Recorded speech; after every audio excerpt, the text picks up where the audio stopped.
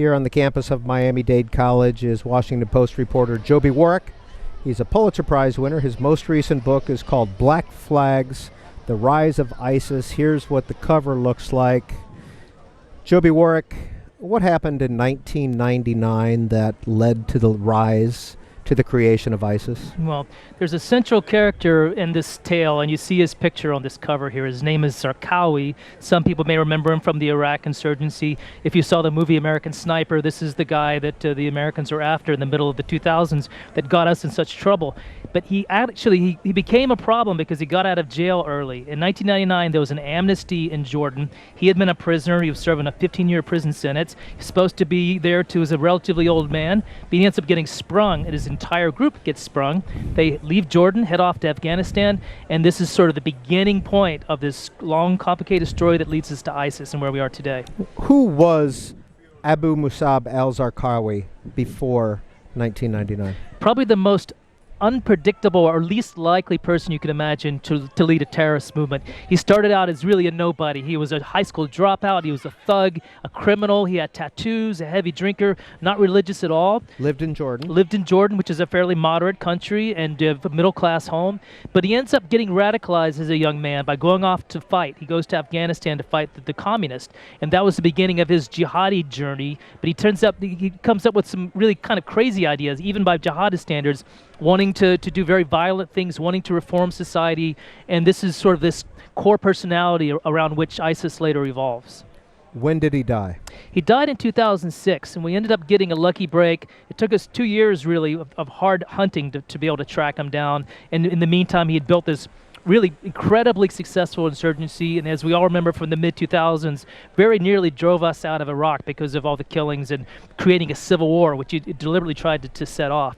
But we ended up getting his number. We got some good intelligence, tracked him down to a house in Iraq, and dropped a couple of missiles on his hideout and killed him in 2006. What was the turning point in his career?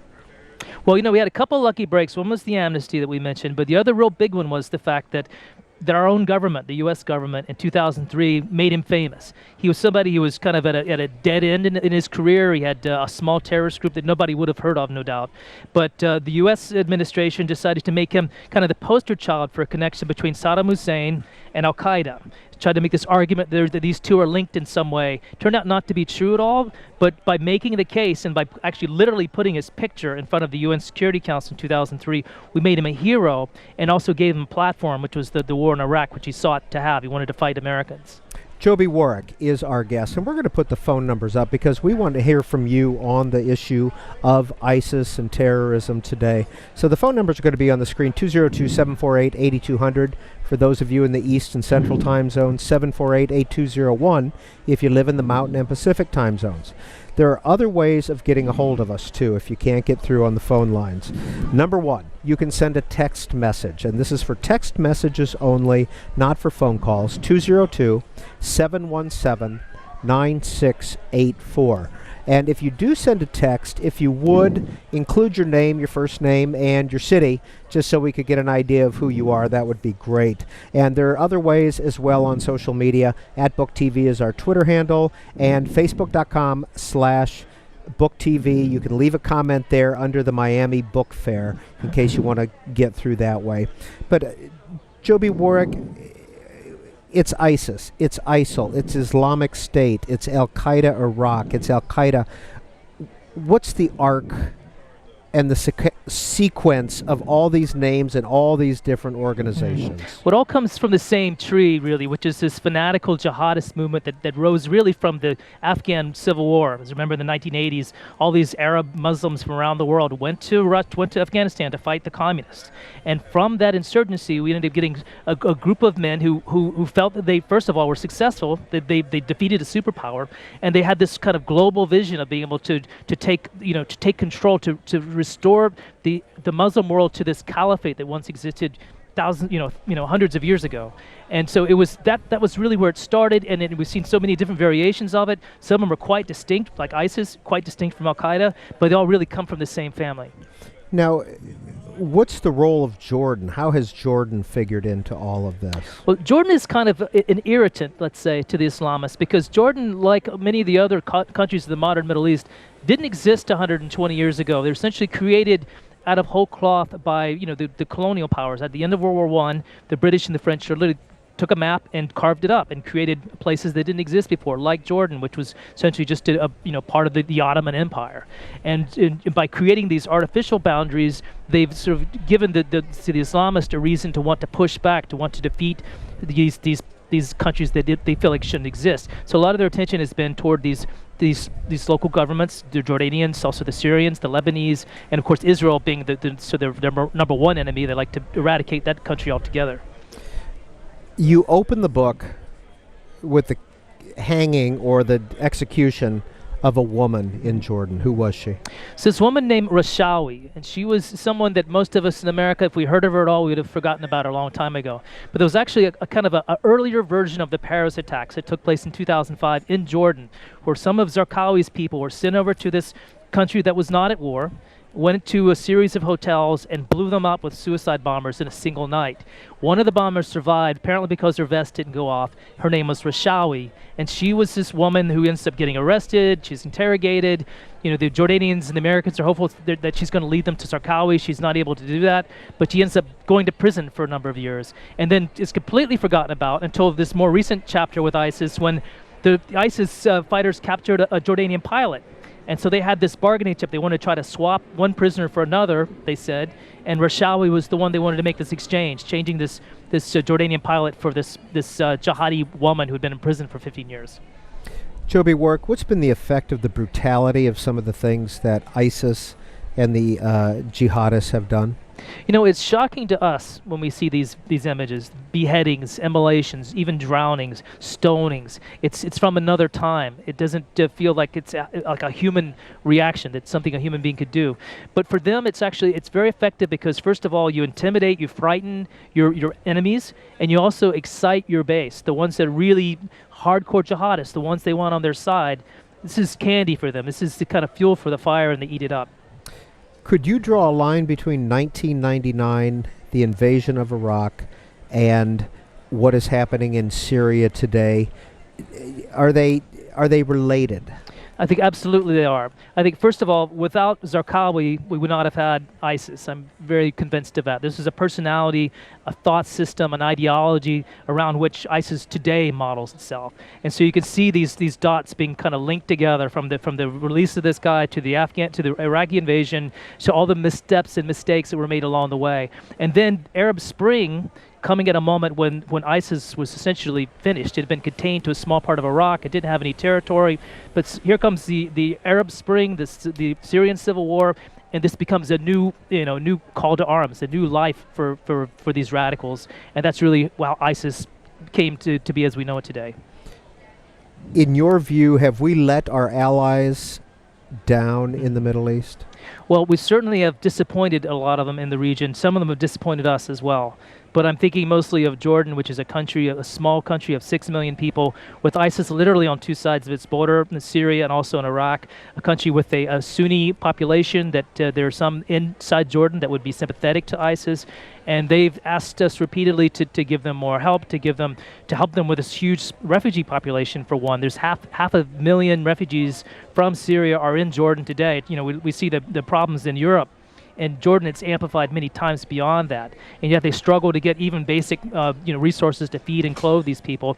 Not to mention they have to be part of this coalition that's attacking ISIS, from the air, and often they don't have the munitions, the kinds of smart weapons, the kinds of things that they should have to fight the enemy. And Joby Warwick spends quite a bit of time in Black Flags, the Rise of ISIS, talking about and with Robert Ford, the former U.S. ambassador to Syria as well. But let's get your calls in here.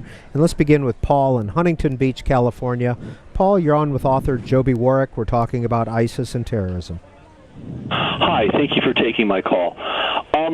The Internet. Why hasn't the Internet been turned off in these countries? There's 4 ways a signal comes into a country: a land cable, an ocean cable, a microwave link, or satellite. It seems to me, when I look at our leaders and look at how absolutely stupid these people are, both Bush administration and Obama administration, at fighting this war and dealing with these psychos, that you allow them to communicate with one another, and you allow them to reach out to the world and reach out to the 4% of the male population that's completely insane in any given society, and you let them say, gee, come and be with us, and you can kill and maim and be as crazy as you want to be, and we allow them to be on the internet. All right, Paul, thank you.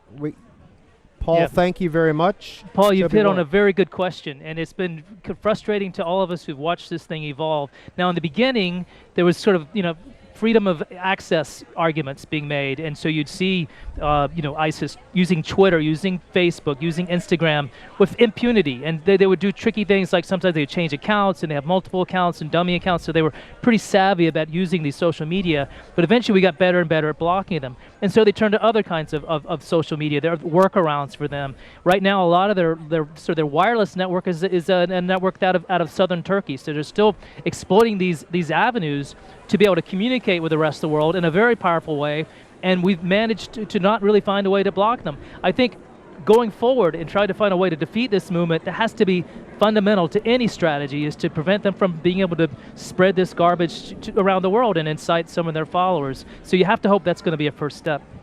And a reminder, if you want to text in a message, you may do that as well. Don't call this number. It's just for texting, 202-717-9684. Ahmed is calling in from Salt Lake City. Ahmed, you're on Book TV. Yes, thank you so much. I just want to make a couple of points. First, I don't mean in any way. I'm not referring anything to your guest, but in general, it's very difficult for when people try to explain things they don't understand. Okay, we see all the time, the I.S.I.S, Al Qaeda, all these people, walking people in orange suits and beheading them. Where did that come from? Okay, these people, wherever they are, Boko Haram, Shabab in Somalia, all these people are following the basic Islamic tenets, which exemplify what happens in Saudi Arabia.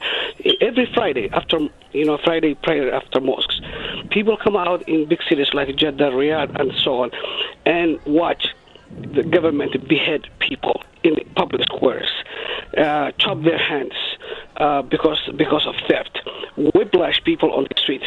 The United States called these people as moderate Arabs. What is so moderate about what ISIS is doing and what Saudi Arabia is doing? Number two, these people, they are... Ahmed, we're going to have to leave it at number one. Thank you.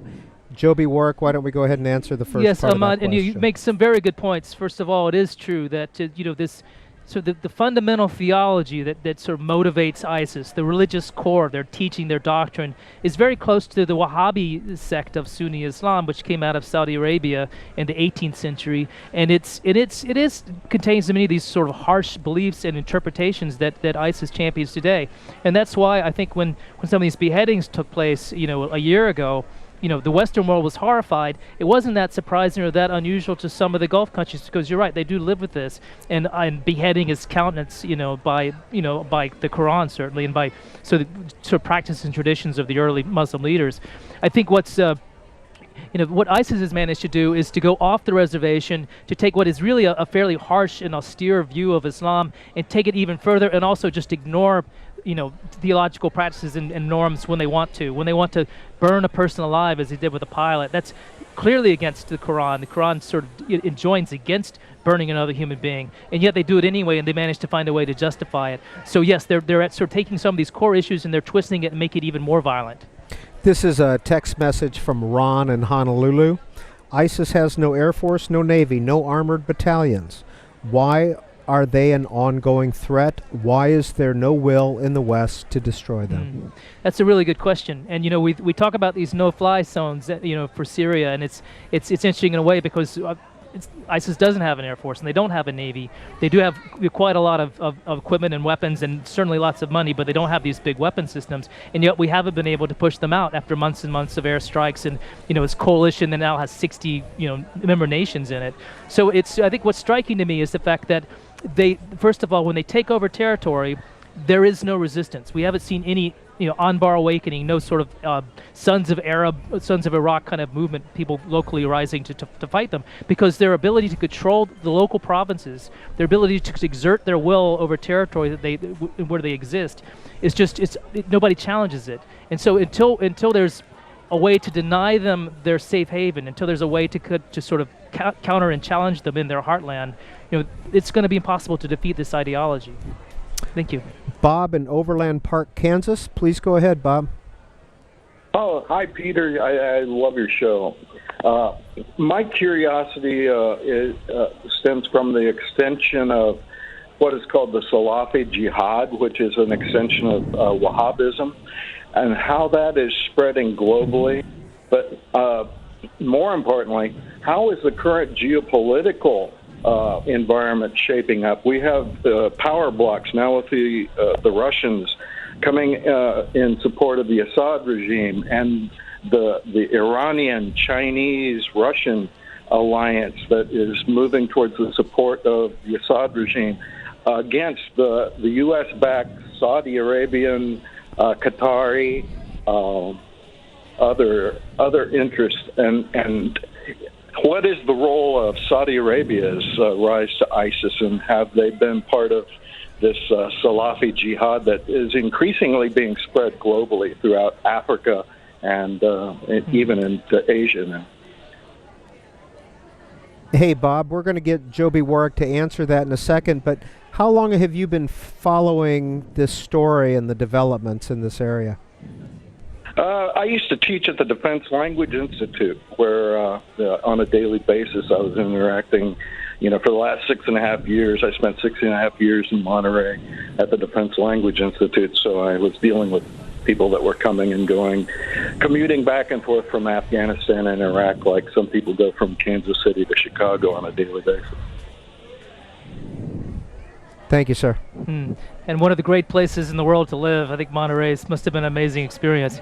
But to your question, it's what's complicated this fight about what to do with ISIS is the fact that these geopolitical blocks are so significant and so opposed to one another. I mean, the hardest part about resolving the Syrian conflict is the fact that you do have Russians and the Iranians on one side and Saudis and Americans and a lot of the other Arab states on the other side. And so how do you possibly bring them together? How do you come up with a new government in Syria that would be acceptable to both sides, and or even have a UN resolution, for goodness sake, which has just seemed to be impossible to do up until now. I think the one thing that's hopeful at this moment is the fact that you do have these powerful interests talking to each other. And there's meetings underway, this very weekend, where these governments are trying to find a way to find concerted, a way to have concerted leverage against ISIS in a way that hasn't existed before.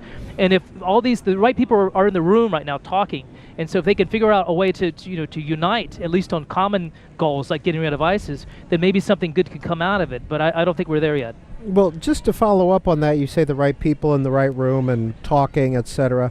This is a text message from the 718 area code. Over the last decade, the ISIS and Al-Qaeda problem has continued to grow. In all reality, can it ever be truly contained or eliminated? That's a very good question, because there are two things going on, I think, simultaneously. One is an effort, I think, finally, to try to drive them out of their heartland, to try to end this sort of de facto state that's developed in Syria and in Western Iraq.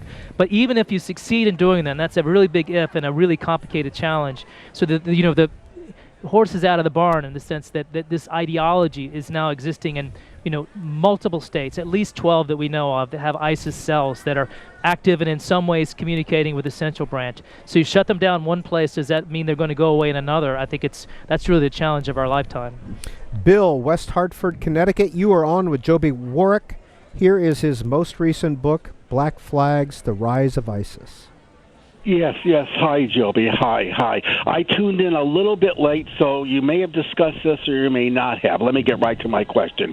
I want to go from 15 years ago today, almost exactly today to now, November 2000 to now, to briefly ask you a question about where this all began, and it goes back to the election of 2000 between George W. Bush and Al Gore. If Al Gore had won that election, Al Gore would have probably had the Afghanistan war because of 9/11, which happened the following September 2001, but would not have invaded Iraq. So my point is, isn't it true that because of the Republicans and George W. Bush, and I'm saying this as a liberal progressive Democrat myself, that George W. Bush's invasion of Iraq, as horrible as and a dictator as Saddam Hussein was, at least having Saddam Hussein in Iraq kept that as a stable country without ISIS emerging. So if the Iraqi war had not happened, and if George W. Bush and Dick Cheney had not invaded Iraq, or if Al Gore had won in November 2000, there was no Iraq war, would there be no ISIS? All right, Bill, I think we got the point. That's Bill in West Hartford, Connecticut. Bill, that's a really good question, and as a journalist, I try to avoid putting political labels on it. But the book argues, and I strongly believe that the Iraq invasion was really the original sin, not just the invasion itself, which essentially gave the jihadists this cause that they'd been looking for, particularly Zarqawi, who wanted to fight Americans, who predicted the fight was going to take place in Iraq and was ready for the Americans when they arrived in 2003, but also just the sin of omission, not having security apparatus in place, not, disbanding the Ba'athist Party, which essentially anybody who was a professional inside Iraq in the early 2000s had to be a member of the Ba'ath Party, dismantling the armed forces, and so you have overnight, a country with a huge security vacuum and also a very angry, disenfranchised, elite population that was happy to help an insurgent coming in. There are plenty of Iraqis that would have fought the Americans anyway, but when Zarqawi comes in, he's able to meld this religious extremism with this Iraqi discontent, and bringing the two together turned out to be a very powerful brew. And those people that started that movement in 2004, 2006, that's ISIS today. That's the same ideology, some of the same individuals, even guys like Abdul, the French terrorist. He cut his teeth in that early stage of the Iraq insurgency. So this is all very relevant to the situation we have in ISIS today. Randy in Slaughter, Louisiana. We have a couple minutes left with Joby Warwick. Yes, I can remember the Cole incident, the ship Cole. Could you touch upon that? Yeah, what you see there is that was an Al-Qaeda attack, and I think it reflected in a way the difference between Al-Qaeda and the ISIS folks who we're seeing today. So Al-Qaeda picked a strategic target and a highly symbolic one, going after a U.S. aircraft carrier or a U.S. Navy ship rather, and putting a big hole in it and creating these images on television that made Al-Qaeda look very powerful. And it took us, as you remember, quite a long time to deal with that. ISIS, on the other hand, they're not so much interested in those tough targets because they're too tough. They're more interested in going after civilians, soft targets. And that's why you see what you saw in Paris last week with your concert arenas and restaurants and just going after innocent people going out doing their daily business. But it's not the first time they've done that. They did it, for years in Iraq, killing people in mosques and bazaars and schools, showing no mercy, showing even Muslims and even Muslim children being legitimate targets for them. That's why they're different from Al-Qaeda. All right, Latif, Staten Island, you're the last word. Go ahead. Oh, yes, sir. Yes, my question, sir, is from the beginning of, Latif from Staten Island. My question is that from the beginning of civil war in Syria, the Syrian soldiers, the Syrian regime, they're fighting these people, including al-Nusra Front and all of the other terrorists. And recently, of course, the Peshmerga of Kurds are fighting also. Why is that we want to eliminate these terrorists, and the West and the United States were not helping Assad because they're soldiers on the ground to defeat this terrorism?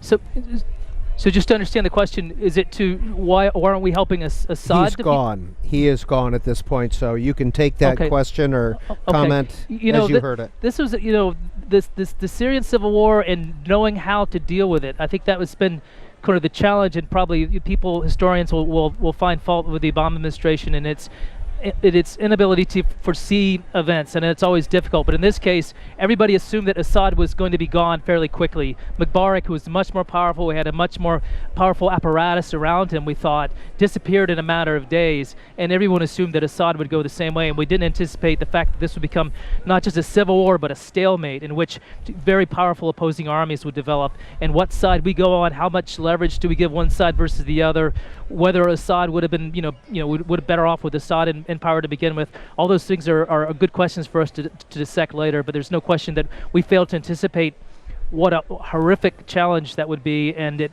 really helped get us to the situation where we are right now. Here's a book, Black Flags, The Rise of ISIS. Pulitzer Prize winning Washington Post reporter Joby Warwick is the author. Thank you. Well, several more hours of live coverage from the Miami Book Fair coming up. I'm the leading state sponsor of terrorism.